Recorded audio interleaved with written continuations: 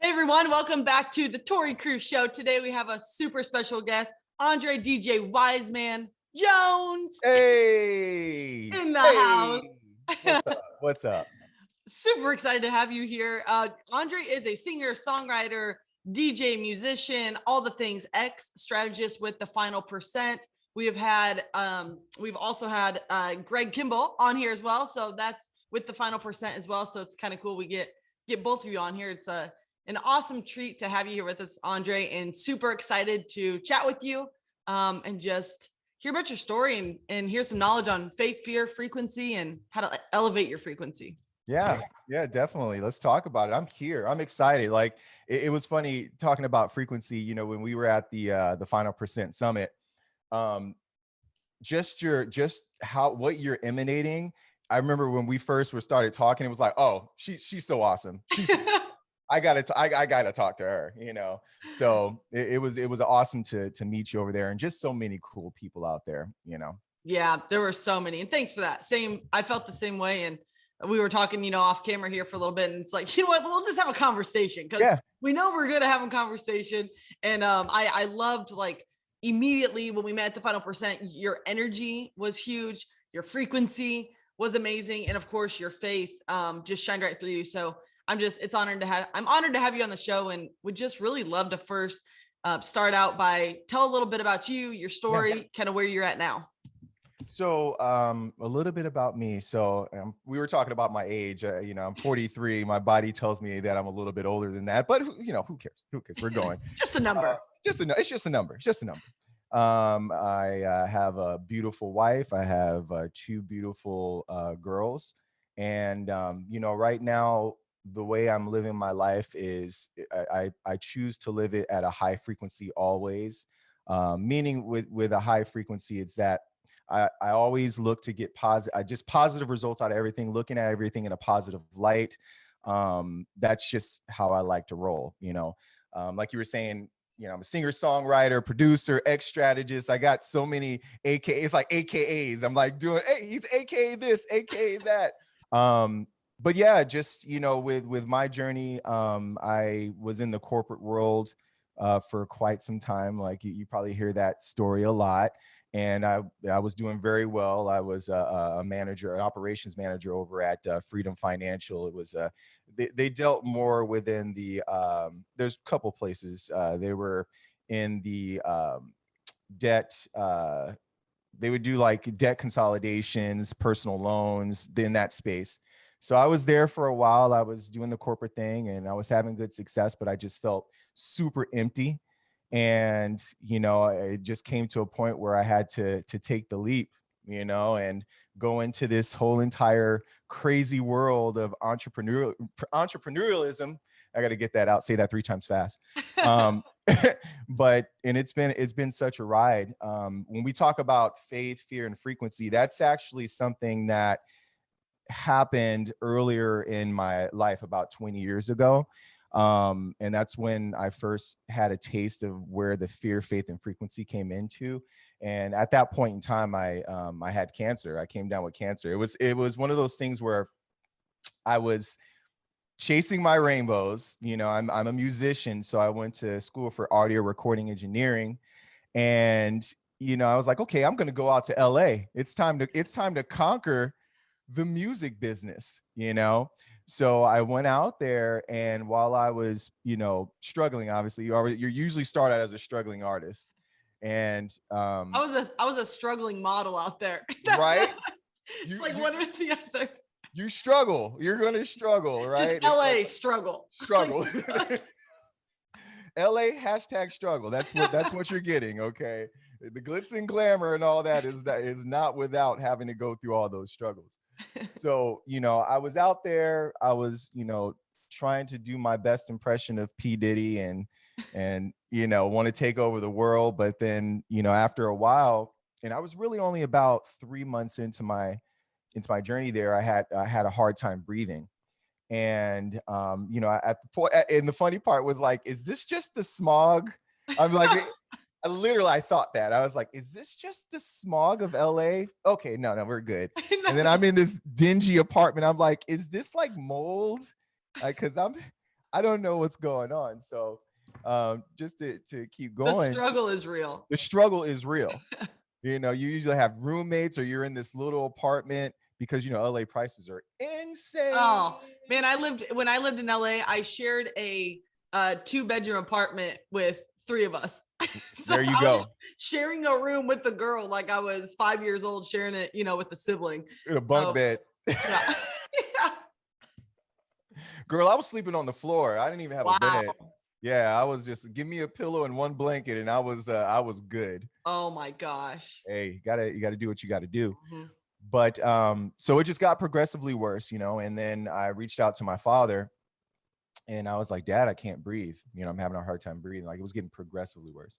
And he was like, come out here. So I went out there and you know, you hear those 3 words that nobody wants to hear in any language, you know, you have cancer.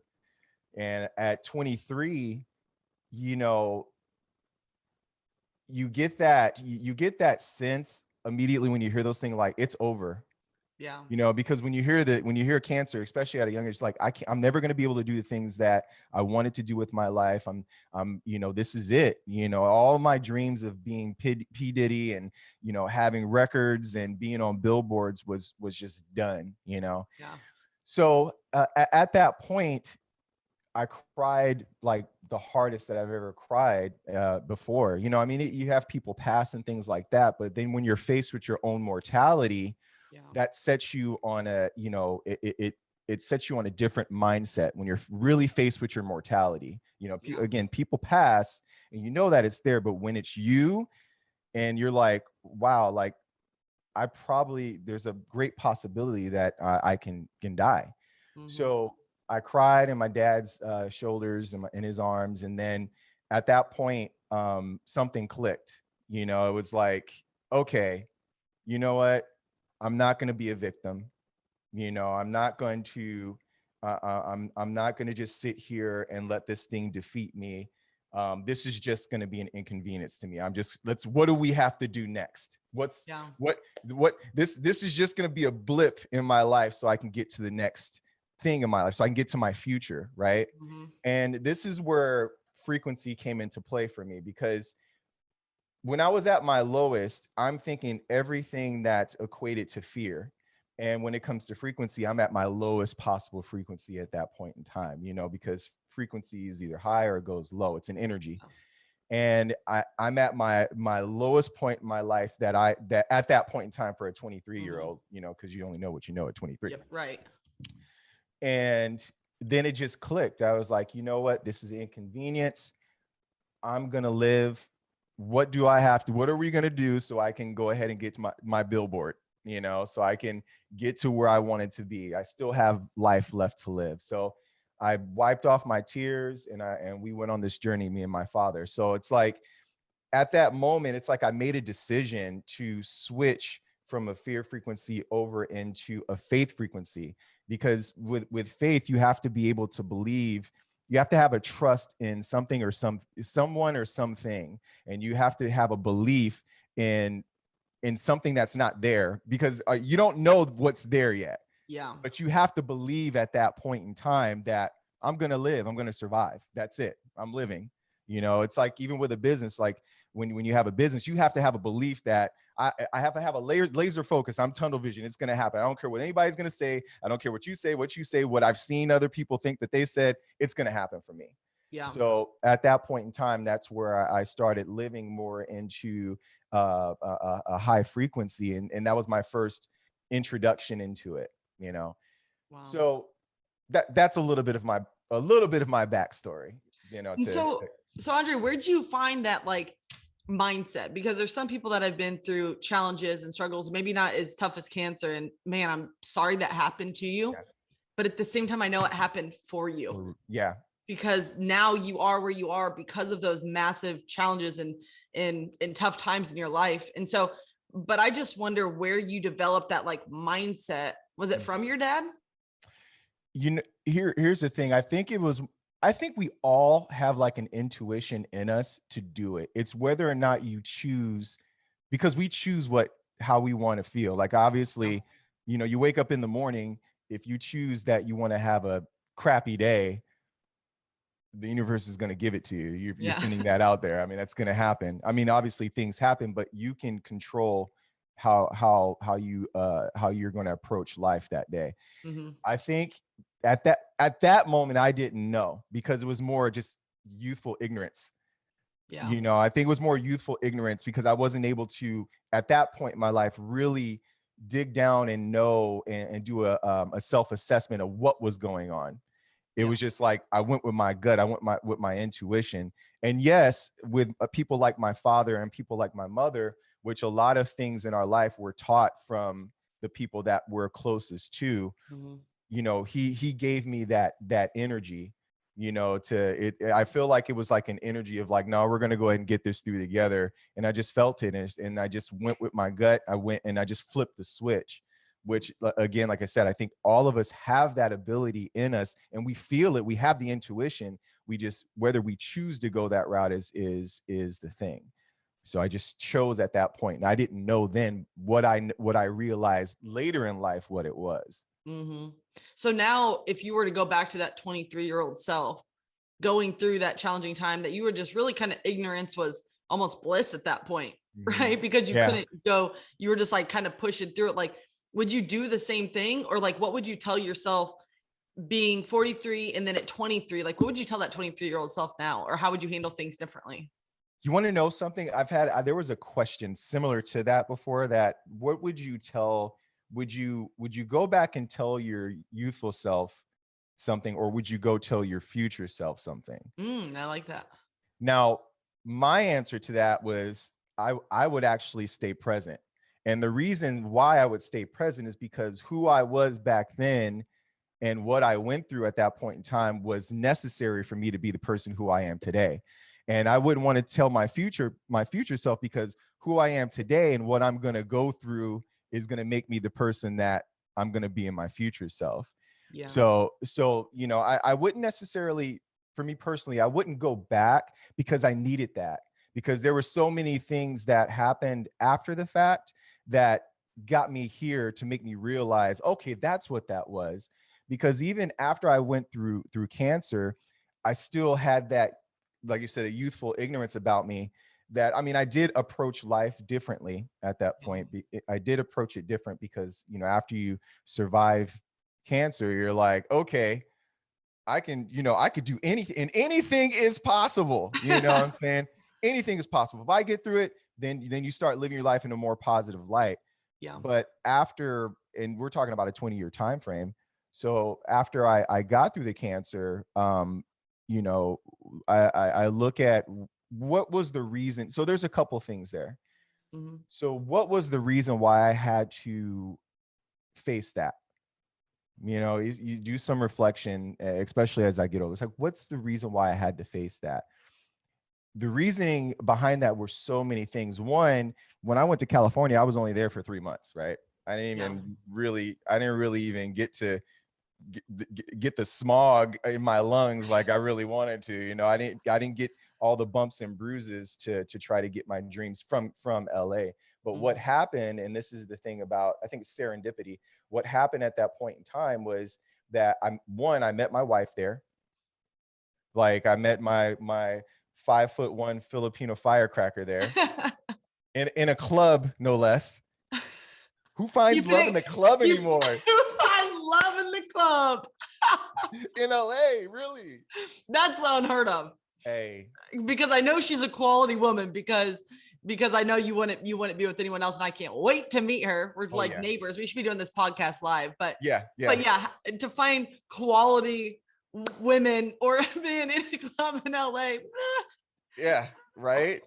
It was meant for me to take that journey to LA so I can find my future wife. That was one. Yeah. The other aspect of that was that when I was 18, coming fresh out of high school, my dad moved to Santa Rosa, California. Now, Santa Rosa is about maybe an hour and a half away from Stanford College. And Stanford happens to be one of the leading research schools for Hodgkin's disease, which is what I had, Hodgkin's lymphoma cancer.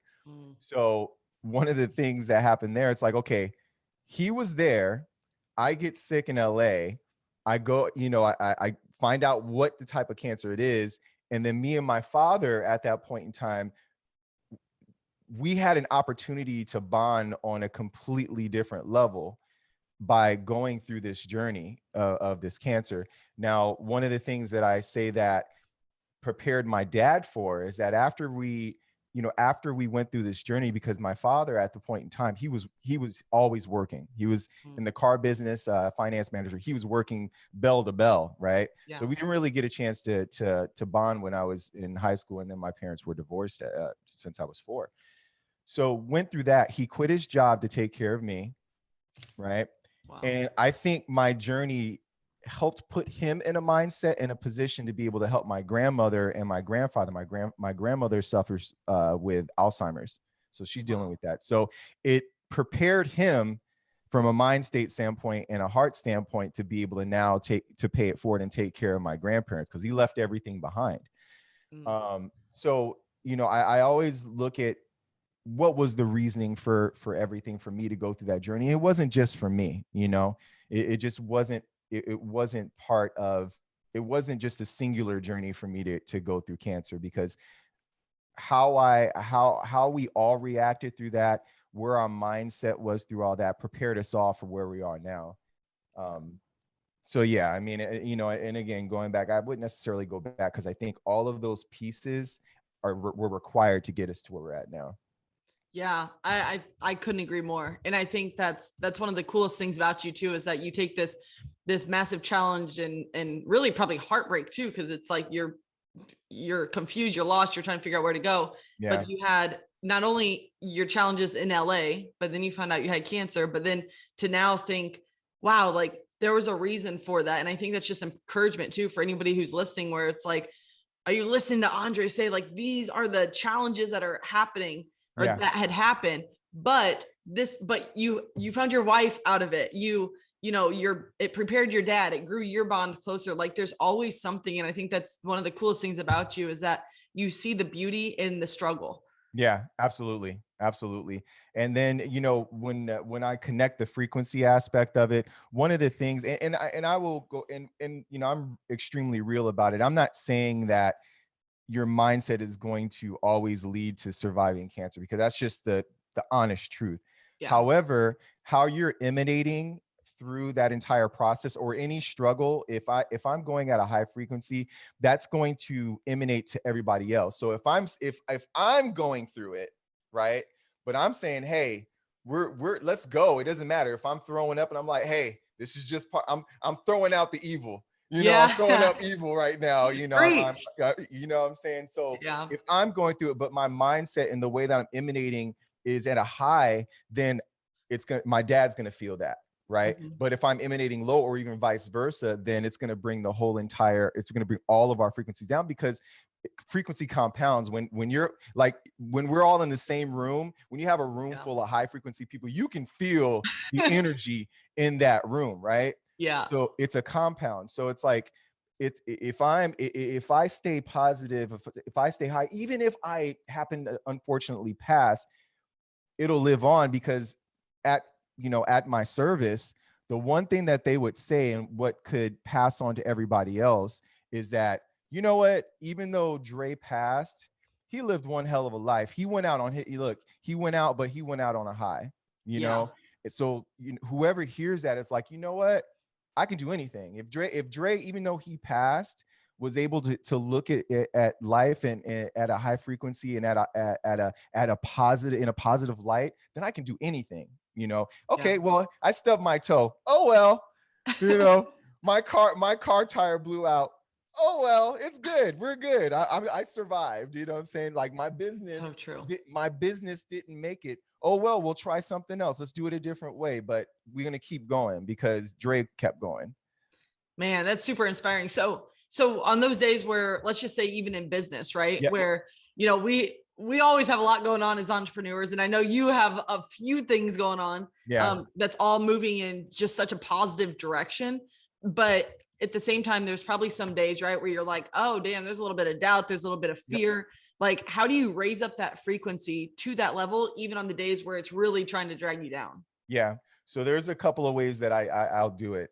Either if I'm doing it from just a personal standpoint, meditation, I listen to things that, you know, that can lift my spirits. Like I'm a music guy. So music is like number one for me a lot of times. Like if I'm in a car and I'll just like turn on the song that just does it for me, I'm like, okay, it's time to rock and roll again. Yeah. um Family, you know, my kids, they're a way for me to snap back into reality and to elevate my frequency from that standpoint. Because when you have your kids, you're the primary source of what they see, right? So when I look at them, I'm like, I have to be the example. So there's just their youthful energy, you know, it's just it helps me to elevate. My wife, she's a spark plug for me as well. My friends like Greg and people in the TFP, if my frequency's down and I know that they can lift me up, then I'll just reach out to them. We call it the spark. You know, that's another thing that we have. It's like the spark. You have people that can provide the spark for you. For You sure. know, you'll go to somebody, and if I don't have an idea, they might just say something. It's just a spark. You know, it doesn't mean that they're doing it. It's just like, oh, okay. Oh, okay. Well, you gave me the spark. So those are certain things, just people, you know, different music, meditation, exercise, a lot of these things that you hear that most successful people do to kind of to get your you know, to get your spirits up and to get your energy going and get your frequency going. It's those types of things. For sure. For sure. So, all right. So you beat cancer, Yep. right? And then after you beat cancer, how did you get on this more entrepreneurial journey? You've been a singer, songwriter, now you're an ex strategist with Yeah. the final percent. Like, where did like all this, like, where was it next after you didn't, for lack of better words, like make it in LA? Yeah. Because that's the biggest thing, right? It's either like you make it or break it when you're out there. And then Right. you had this life-changing moment in between. So what did Yeah. you do after that really like got you back on track to success? So after cancer, then I met my wife, and she moved out this way, and then I actually ended up taking a step back. I went into the family life, because when you're by yourself, it's just like you go. It's all about me.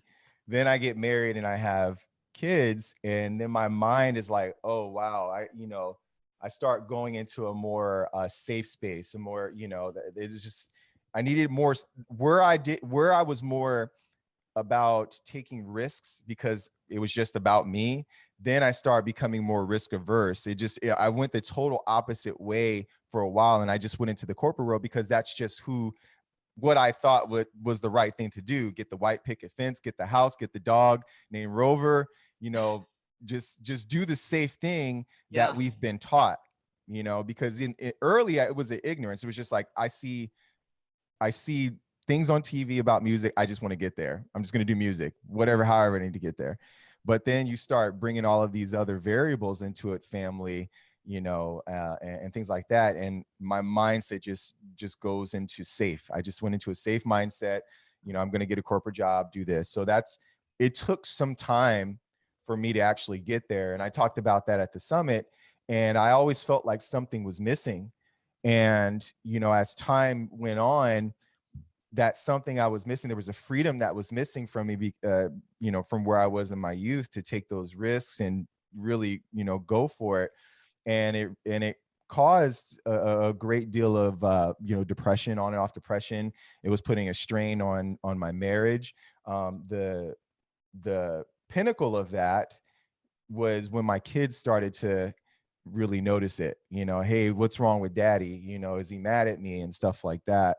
It's like, once you hear that, you're like, well, something has to change.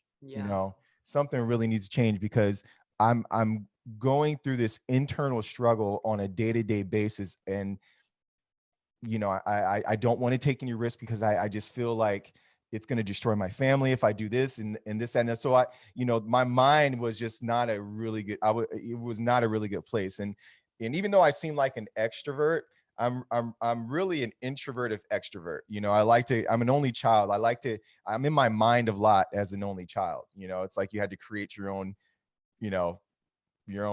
play, your own play space, Yes. So after a while, once I heard that from my kids, I was like, I got to do something.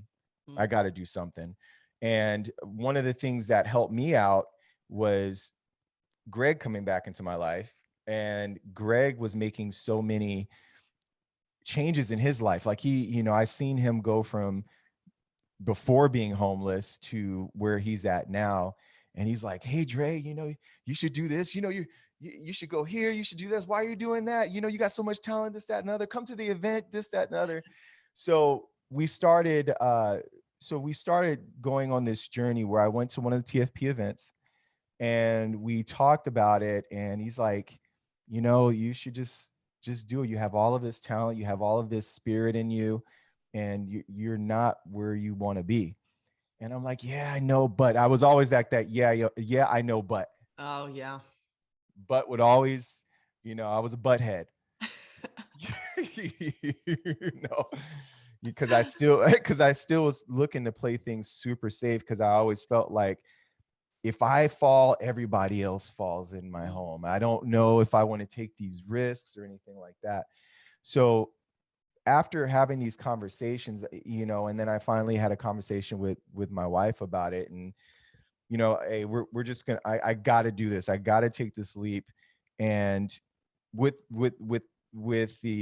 my wife being who she is, I was glad that she was supportive, because it's tough from a family aspect of it. Like your closest one, it's really tough. They got to be able to support, and vice versa. So she was supportive in me and taking this leap. So I was like, at 42, I was like, you know what? I still do music on the side, but you know what? We're going to go. We're going to go. This is my midlife awakening. I'm tired of being scared of failure. I'm tired of just not taking chances. I'm tired of being in this cycle of fear, That was so just a year ago. yeah, that's when I took that leap. Yeah, I mean, I was always doing things, but I never went full steam ahead. And what you guys are seeing right now is me living everything in the middle. So when I'm doing like my posts and stuff like that, and everything I'm doing, I was like, look, you're seeing it happen as I go. Most people will see just the end result, but I'm showing you at how it's happening, from a day-to-day basis, so yeah, that's where it really clicked with me, at that point, where it was like something needed to change. But then it did still take me some time to really get to that point, because I'm not saying that, hey, I'm just going to go and I don't really have anything, any focus or anything figured out in a sense of a direction. But I had to take action, and I finally took action on it. So what were those like 3 steps that I love action steps. So like, what were those 3 steps, let's say, or however many you want to share, but that you took immediately after? So you got exposed is essentially what happened, right? Is like at the conference, exposures of everything. I feel like when you're stuck in like security and like scarcity mindset. And so you were exposed to this, what is possible.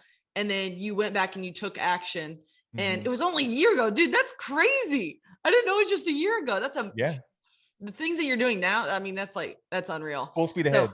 Yeah, I love it. I love it.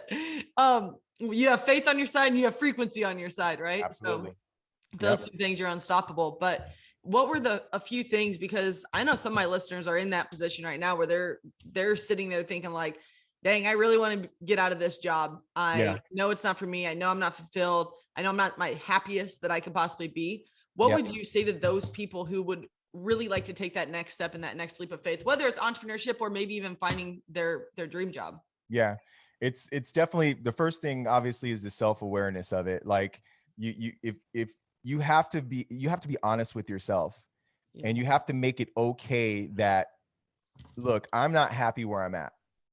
And a lot of times when people are afraid to admit, it's like they think that somebody else is going to tell them something or judge them, because like, I'm not happy. Well, how could you be happy? You make $100,000 a year. Yeah. how could you not be happy? You got it, this, that, and the other. So you have to be okay. First of all, recognize that, look, I'm not happy and I deserve more. That was like the first thing for me. It's like, is to accept, is to accept, look, this is not where I'm supposed to be, and I deserve to be happy. Right. Yeah. That was the first thing. Next step was that you have to have some type of, I mean, regardless of anything, you can't just quit your job and not have a plan. Yeah. It's like, you just can't do it. I couldn't do that. Now, the thing that helps me out to be able to go towards the stuff I want to do is that I have DJing. That's a skill that I have that I can utilize to be able to make me money while I'm doing all of my other ventures, right, and exploring my ventures. So what's your skill? Like, what skill set do you have outside of just, your regular job? Even if it's your regular job, your skill sets are utilized throughout your job. Like, is it communication? Is it, are you like super cool at making spreadsheets or whatever that may be? How can I utilize a skill that I can take out and be confident in leaving my job? You have to have that. The next step for me is just to go. That was it, is to make the ultimate decision to go. So I found my skill set. I know how I can have some income coming in. You have to accept that you're going to take a step back. That's just one of those things. So then I just took the leap at that point in time. Now that I took the leap, I have some income that I know that I can, survive on. Now you need mentorship. You need to find out, hey, where do I want to be at? Who knows how to do this? And go seek that information. One of the things I talked about at the summit was the Morpheus concept, because I'm super big on movies. That's just my thing. So the Morpheus concept is that you have to seek people that can get you to where you need to be at a lot sooner, or just books, reading, whatever it may be. Find that information, because the more competence that you have, the more confidence that you'll have to, because a lot of people are saying, I don't know how to do this, so I'm not going to do it. Well, go find out how to do it and go. Right. yeah. So those are some of the steps that I took. And then at that point, a big step for me, especially being, 43, is that I'm always thinking that it has to happen like right now, because you're going to have those times where self-doubt is going to creep in. I can't do this. Why did I do this? Did I make a mistake? You have to give yourself patience. You have to have patience. You have to know that things aren't going to happen, right away. There's going to be setbacks. But if you go into it knowing that, look, every day I'm building a brick towards my skyscraper every single day. Even if I take a step back, what did I learn from this? Yeah. That I can utilize for the next step. So you have to be able to allow yourself time to grow, because it's going to be a growth process as well. And just go, those are some of the steps that I took that's helping me out along the way. I love that. So I made note of them to repeat them when you're done. So number one is definitely self-awareness. You have to become self-aware, right? And basically accept too. Acceptance. Just accept it, right?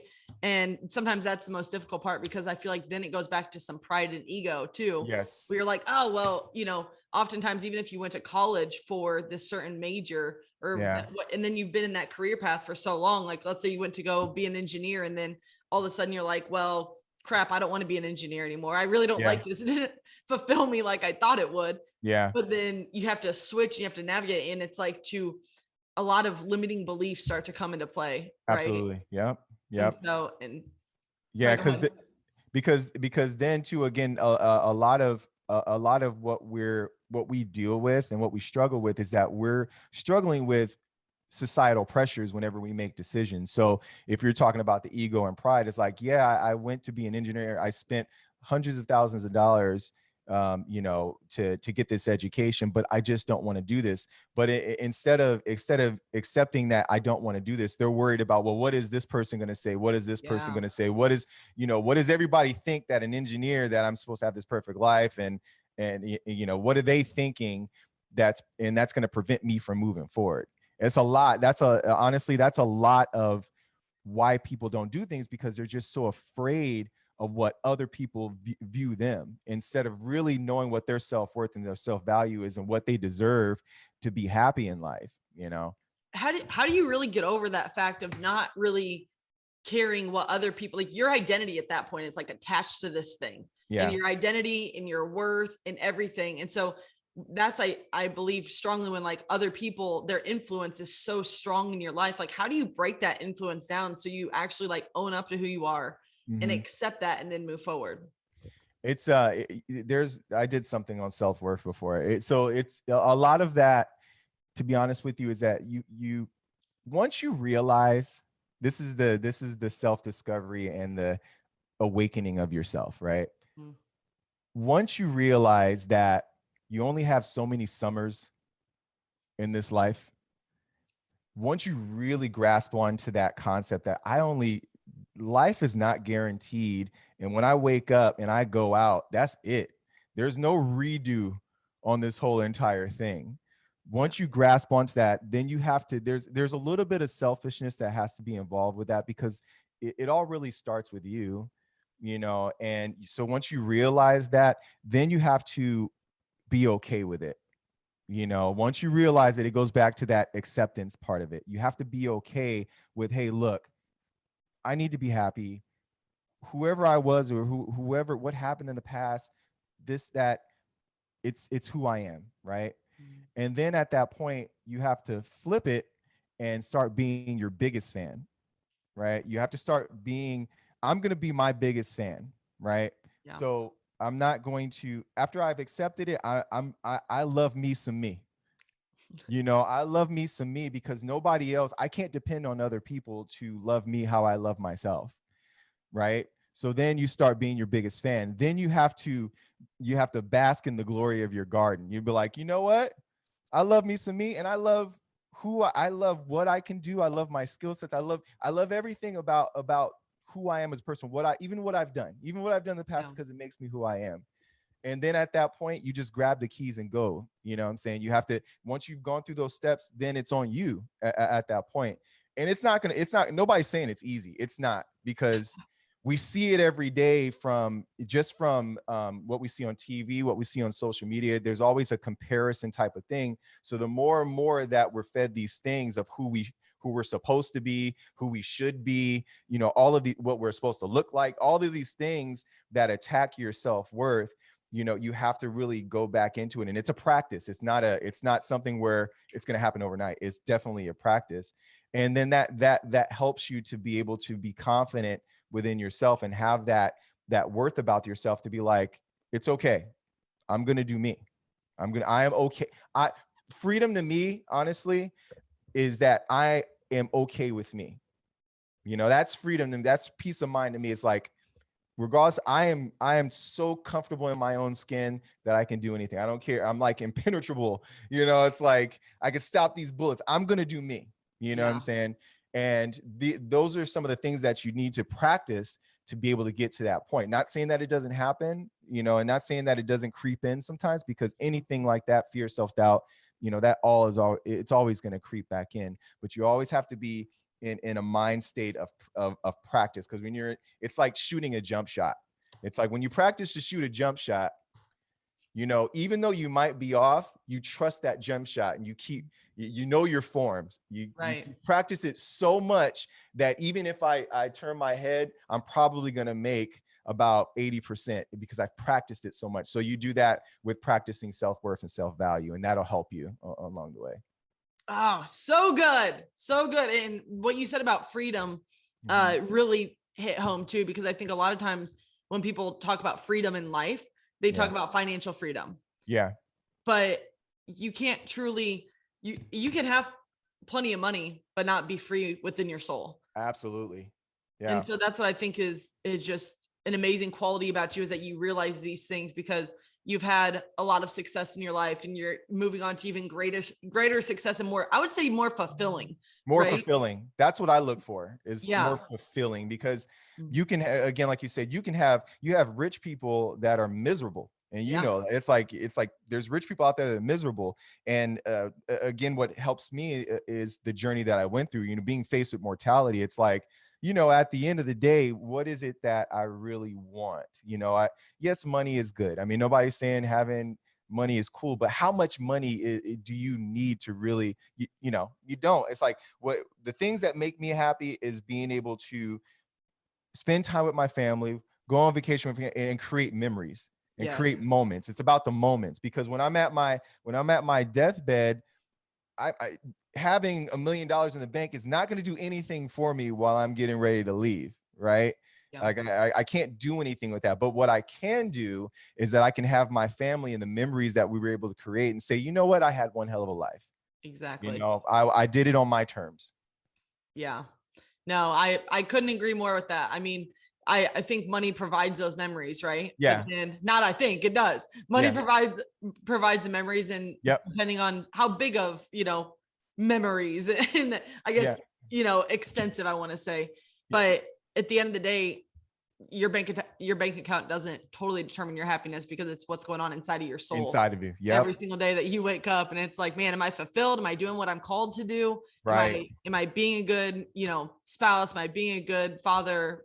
All those things. Right. And so, I just think it's cool. And I admire you so much for taking that courage and that step so far outside of your comfort zone of outside of security and that stability that probably it was a 9 to 5 job had. Yeah, it was. Yep. And that just consistent paycheck. And man, I can relate so much to that, because I had that same thing right out of college. I had that consistent paycheck of 9 to 5. Just I was selling flooring, the most glamorous thing in the world.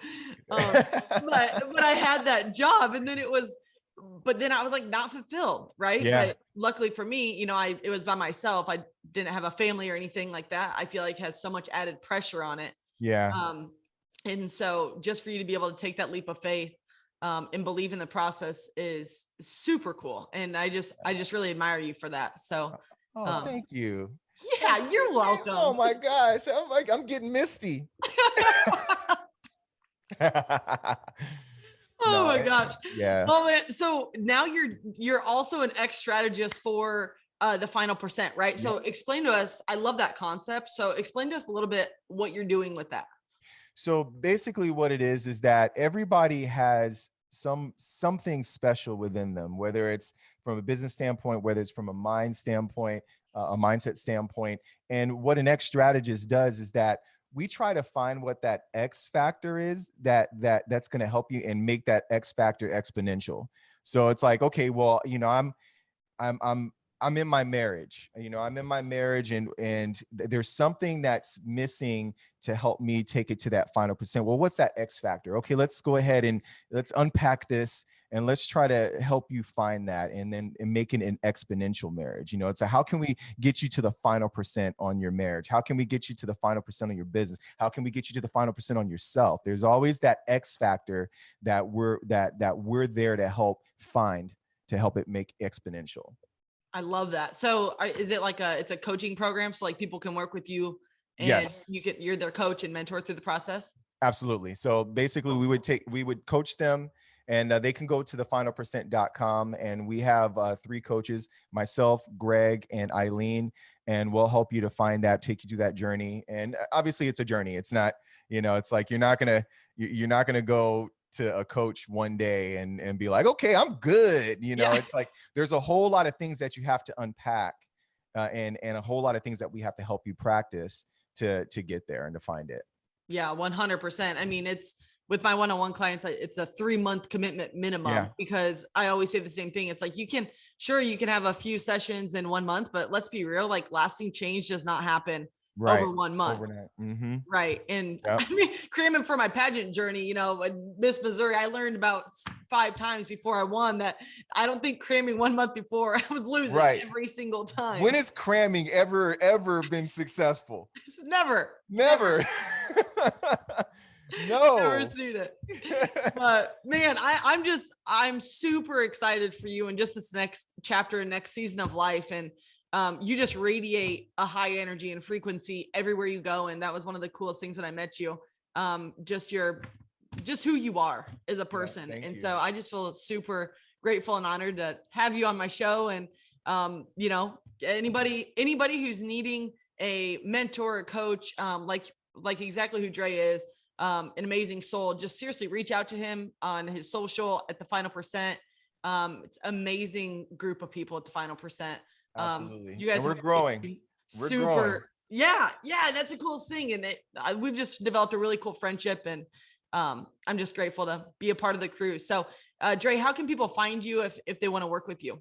So you can either, if you go to the www.thefinalpercent.com, you can find us there, and just check out all of what we've been doing and get in contact with us for coaching. You could do that. You can reach me on Instagram at I am DJ Wyzeman. And also I have my music stuff. You can go to Spotify. It's on the DJ Wyzeman. If you're looking for motivation, inspiration music, check out on Spotify The Purple Explosion. It guides you through all of everything that we talked about, everything that people go through. It'll guide you through that. So you can check us out there. But those are my main handles, and working on my trying to get up to Miss Tori Cruz level on my YouTube. Working on. Go subscribe to the YouTube. Yeah, go to the YouTube. Go to her YouTube and subscribe. And I'm working on mine as well. So we just so many things that we're working on, but that's how you can contact me. Awesome. Well, thank you so much, Trey. I'm super stoked to just be cheering you on in this next season of your life. And I know God's going to do huge things. So always in your corner, man. Thank you, Tori. I really, really appreciate you.